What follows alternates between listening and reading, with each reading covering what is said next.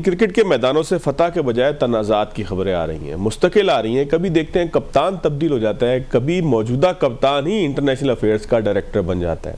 फिर हम देखते हैं कि बाबर आजम उनकी फॉर्म के लिए न जाने उनके शायकीन को, उनके फैंस को कितने अरसे मज़ीद इंतज़ार करना पड़ेगा कि वो कब फॉर्म में आएंगे, कब मैच विनिंग प्लेयर बनेंगे, कब वो सेंचुरी स्कोर करेंगे और कब वो पाकिस्तान को कोई हारा हुआ मैच जितवाएंगे। शायद 10 साल लगें, 15 साल लगें, 20 साल लगें, 1 सदी लग जाए, कितना लगे कुछ कह नहीं सकते। अली तरीन साहब है, उन्होंने एक पेपर कुछ इस तरीके से फाड़ा कि जिसके बाद PSL का एक बड़ा खूबसूरत ब्रांड किसी दाग का शिकार हो गया। किसका कसूर है? क्या अली तरीन का कसूर है या तनकीद पाकिस्तान में इतनी ही महंगी है जितनी अली तरीन को महंगी पड़ रही है? मेरे साथ मौजूद होंगे माजिद भट्टी साहब, सीनियर स्पोर्ट एनालिस्ट हैं, उनसे ज़रूर बात करेंगे। प्रोग्राम के आखिरी हिस्से में ज़रा जायज़ा लेंगे तहरीक लब्बैक पे लगने वाली पाबंदी, पंजाब के बल्दियाती इंतखाबात और इस तरह के दीगर मामलात के ऊपर। भट्टी साहब, बहुत शुक्रिया आपके वक्त का। भट्टी साहब, कप्तान की तब्दीली क्या पाकिस्तान की क्रिकेट में वाहिद मर्ज यही है कि जिसका हम बार बार इलाज करते हैं, कप्तान तब्दील करते हैं, एक के बाद एक आ जाए, फलां फॉर्मेट के अंदर कारकर्दगी अच्छी नहीं हुई तो कप्तान चेंज कर दें, फिर कप्तान चेंज करने की जो वजह बताई जाती है वो कप्तान चेंज होने के बाद भी ख़त्म नहीं होती। तो क्या हमारी क्रिकेट के जो डॉक्टर्स हैं, जो PCB में बैठे हैं, उनके पास मर्ज की तशखीस के लिए जो लेबॉर्ट्री है वो सिर्फ यही बताती है कि कप्तान गलत था, कप्तान की वजह से हम हार रहे थे और फिर सब ठीक हो जाएगा, फिर नया बंदा आएगा, फिर किसी भी स्टार को आप लगाएंगे, स्टार कह लें या किसी अच्छे खिलाड़ी को आप लगाते हैं, उसकी परफॉर्मेंस भी ख़त्म हो जाती है। तो ये जो बात मैं इतनी आसानी से कह रहा हूँ, ये क्या PCB के लिए समझना मुश्किल है कि सिर्फ कप्तानी में मसला नहीं है, या मेरी सोच का मसला है? मैं इतनी मैच्योर सोच नहीं रखता क्रिकेट को समझने के हवाले से कि मैं ये बात कह रहा हूँ कि कप्तान की तब्दीली शायद मसाइल का हल नहीं है। सबसे पहले तो फवाद भाई बहुत बहुत शुक्रिया आपका कि काफी दिन बाद आपसे प्रोग्राम में बात हो रही है। देखें, अगर कप्तान तब्दील होने से पाकिस्तान टीम जीत की राह पे गामजन हो जाए तो मेरे ख्याल में फिर बिल्कुल तब्दील हो जाना चाहिए, बल्कि पहले हो जाना चाहिए था। लेकिन आपको याद होगा जब अमेरिका में पाकिस्तान वर्ल्ड कप का मैच हारा, उसके बाद से मोहसिन नकवी साहब ने इस्तेलाह यूज की थी न्यूयॉर्क में साफियों से बात करते हुए कि पाकिस्तान क्रिकेट को सर्जरी की जरूरत है। वाकई सर्जरी की तो जरूरत है, लेकिन शायद उस तशखीस के लिए या उस तशखीस के बाद सर्जरी के लिए अभी तक वो डॉक्टर हमें नहीं मिल सका जो उस मर्ज का सही इलाज कर सके। शाहीन शाह अफरीदी हमारे बच्चों की तरह है, हमारा बरखुरदार है, बिल्कुल उसमें कैप्टनशिप मटेरियल है, लेकिन अगर शाहीन शाह अफरीदी को आप उसकी एज ए कप्तान जो सक्सेस देखें, लाहौर कलंदर्स को उन्होंने 3 PSL के टाइटल जितवाए, तो मेरे ख्याल में पहले तो उनको बनाना चाहिए था T20 का कप्तान। और आपने ही, मोहसिन नकवी साहब ने ही अब से शायद 7-8 महीने पहले 5 T20 मैच जब वो न्यूजीलैंड से 4-1 हार के आए तो उनकी जगह बाबर आजम को कप्तानी दे दी, फिर बाबर आजम ने कप्तानी रिफ्यूज कर दी तो रिजवान बन गए। तो मतलब इतनी ज्यादा उखाड़ पिछाड़ तब्दीलियां, देखिए तब्दीली बराए तब्दीली मेरे ख्याल में मुनासिब नहीं है। अगर इस्लाह के लिए तब्दीली की जा रही है तो जरूर होनी चाहिए, लेकिन अब क्योंकि शाहीन शाह अफरीदी को कप्तान बना दिया गया है और जो लॉजिक पेश की गालिबन ये पिछले आज वाले दिन, ठीक 8 दिन पहले सैटरडे की बात है, PCB ने कहा था कि जो पाकिस्तान टीम के हेड कोच हैं माइक हैसन, उन्होंने PCB से कहा था कि मैं कप्तानी में तब्दीली देखना चाहता हूं। तो बेसिकली अगर हम उस मीडिया रिलीज पर रिलाय करें तो माइक हैसन ने कप्तान तब्दील करवाया है। ठीक है, अगर माइक हैसन ने तब्दील कराया तो फिर कल अगर खुदा न खास्ता पाकिस्तान टीम अब 2027 में 50 ओवर्स का वर्ल्ड कप है, अगर पाकिस्तान टीम में कुछ ऊपर नीचे सूरत-ए-हाल रहती है तो फिर मेरे ख्याल में जिम्मेदारी भी माइक हैसन पे ही जाएगी कि मोहम्मद रिजवान जो पाकिस्तान टीम की बुरी कप्तानी नहीं कर रहे थे, अगर आप थोड़ा पीछे चले जाएं, उनकी कप्तानी में पाकिस्तान ने ऑस्ट्रेलिया को ऑस्ट्रेलिया में वनडे सीरीज में हराया, पाकिस्तान ने साउथ अफ्रीका को हिस्ट्री में पहली बार वनडे सीरीज में इन साउथ अफ्रीका व्हाइट वॉश किया, फिर अचानक क्या हुआ कि चैंपियंस ट्रॉफी की परफॉर्मेंस और वेस्ट इंडीज की परफॉर्मेंस, उसके बाद हमने कप्तान तब्दील कर दिया। मेरे ख्याल में अगर शाहीन आफरीदी इस टीम को खड़ा कर दें, लेकिन मेरा एक और भी सवाल है कि शाहीन आफरीदी बहुत अरसे से परफॉर्म नहीं कर रहे थे, उनकी बॉलिंग फॉर्म अच्छी नहीं थी। अब जब वो बॉलिंग अच्छी करने लग गए, एशिया कप में हमने देखा बहुत अच्छी बॉलिंग की, साउथ अफ्रीका के खिलाफ पहले टेस्ट मैच में उनके स्पेल की वजह से पाकिस्तान टेस्ट मैच जीत गया, अब उसमें हमने इजाफी जिम्मेदारी डाल दी।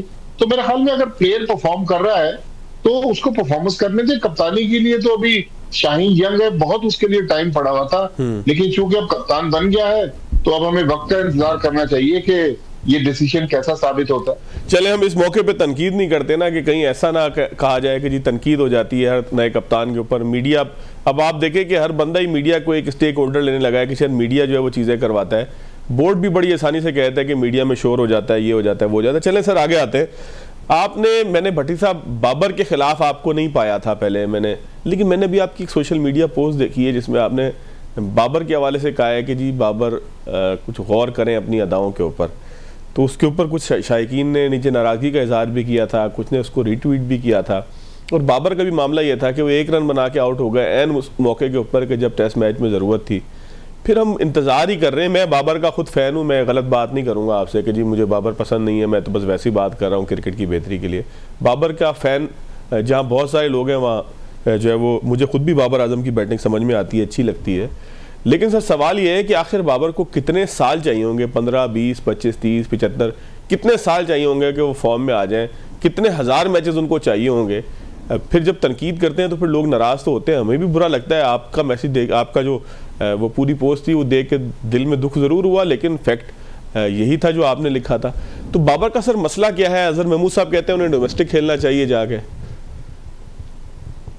देखें, मैंने एज ए पाकिस्तान क्रिकेट के फैन की हैसियत से वो चीज लिखी थी, और उस पर हमारे एक इंतहाई सीनियर और मोहतरम अंसार अब्बासी साहब, उन्होंने भी नीचे तबसरा किया। देखिए, मैं बाबर आजम के खिलाफ नहीं हूँ। बाबर आजम हमारा ब्रांड है। बाबर आजम पाकिस्तान क्रिकेट का सबसे बड़ा बैट्समैन है। अब से थोड़ी देर पहले फवाद भाई, एक सिडनी में वनडे इंटरनेशनल खत्म हुआ, ऑस्ट्रेलिया और भारत का। मेरे ख्याल में 237 रन चेस कर रही थी भारत की टीम। शुभमन गिल जल्द आउट हो गए। 121 रन बनाए रोहित शर्मा ने और 74 रन बनाए विराट कोहली ने, और भारत आसानी से 9 विकेट से वो मैच जीत गया। देखिए, ग्रेट्स वो होते हैं जो अपने लिए 50 रन की इनिंग्स खेलकर कश्ती को मंझार में छोड़ के ना चले जाएं। आज अगर हम पाकिस्तान की बात करें, ज़हीर अब्बास की बात कर लें, जावेद मियादाद की बात कर लें, यूनुस खान की बात कर लें, इंजमामुल हक की बात कर लें, ये प्लेयर इसलिए आज ग्रेड्स में शामिल हैं कि इन्होंने बेतहाशा मैच विनिंग इनिंग्स खेली है। आप माशाल्लाह इतना क्रिकेट को फॉलो करते हैं, मुझे ये बताएं कि बाबर ने पाकिस्तान की तरफ से 2022 या 21 में आखिरी टेस्ट सेंचुरी बनाई थी। तीनों फॉर्मेट्स की अगर आप देख लें, बाबर आजम ने कब पाकिस्तान को कोई मैच जितवाया? मुझे तो नहीं याद पड़ रहा, बहुत टाइम हो गया। No disrespect to Babar Azam. Babar Azam, मैंने कहा कि हमारे हीरो हैं, अल्लाह करे कि वो हम सबको गलत साबित करें। पाकिस्तान टीम की जो ट्रेन जो पटरी से उतर गई है वो दोबारा जीत की राह पे गामजन हो जाए। लेकिन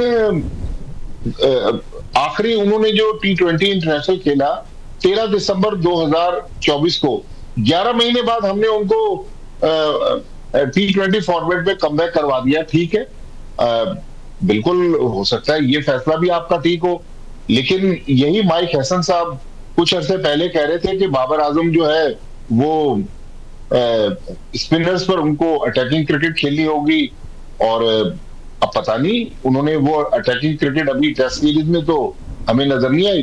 अब टेस्ट सीरीज जो चौथी इनिंग्स थी इस टेस्ट सीरीज की, जहां पाकिस्तान 20 टेस्ट मैच हार गया, आप देखें बाबर आजम बहुत अच्छा खेल रहे थे। 49 रन पे नॉट आउट थे। सुबह 8:45 बजे पाकिस्तान की T20 टीम अनाउंस हो गई। भाई पूरा दिन पड़ा हुआ है, टेस्ट मैच शायद आज खत्म हो जाए। आप बाद में T20 टीम अनाउंस कर दें।